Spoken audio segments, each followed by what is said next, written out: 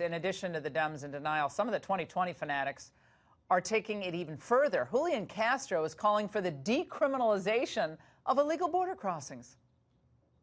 I believe that our border is more secure than it's ever been. I'm not buying into the BS that basically says that little children and mothers who are desperate and fleeing desperate circumstances are a national security threat. We should decriminalize people who are coming here, crossing the border. My next guest, Casey Diaz, is a former gang member, author of the brand new book, The Shot Caller, and he has an eye-opening perspective of the dangers of open borders. What is your message, Casey? Had you on the podcast today.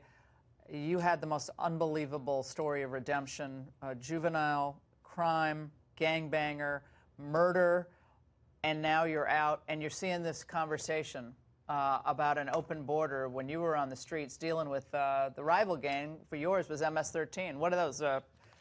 Princes, I'm sure. You know, it's a real, actual problem that we're having, and it can't be overlooked. It needs to be tackled right now.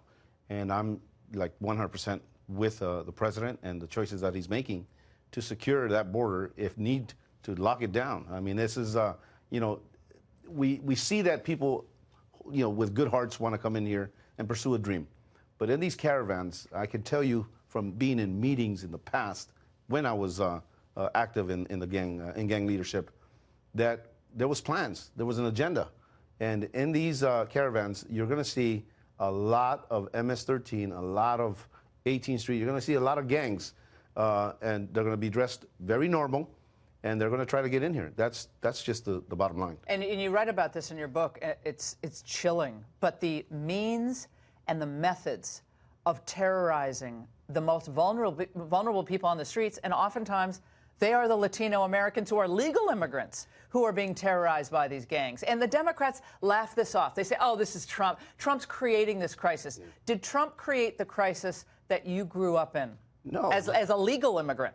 No, not at all. You know, when I hear people like Julian Castro talk, his pitch is very wrong. It's very wrong.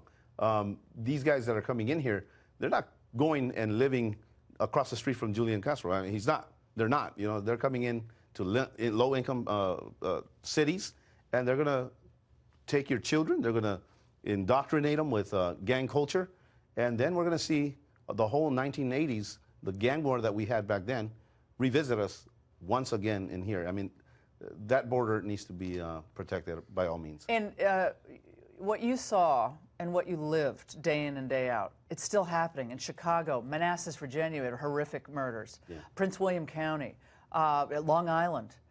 These gang rivalries are popping up all over the country now. The more porous the border is, the more opportunity for people to sneak in.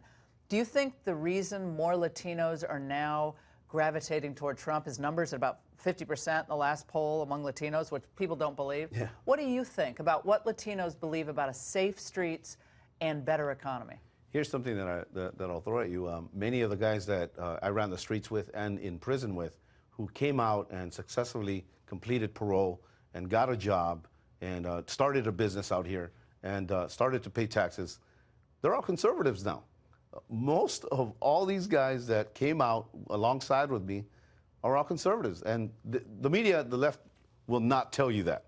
They will hide that by all means. But that's the reality. I know, I mean, I won't share the names, but I could tell you that everyone that I hang out with. Well, criminal justice reform, they're doing all that stuff exactly. too. So they're pushing for the former felons to be able to vote. I think they're going to get a surprise when a lot of these former felons end up voting for Trump.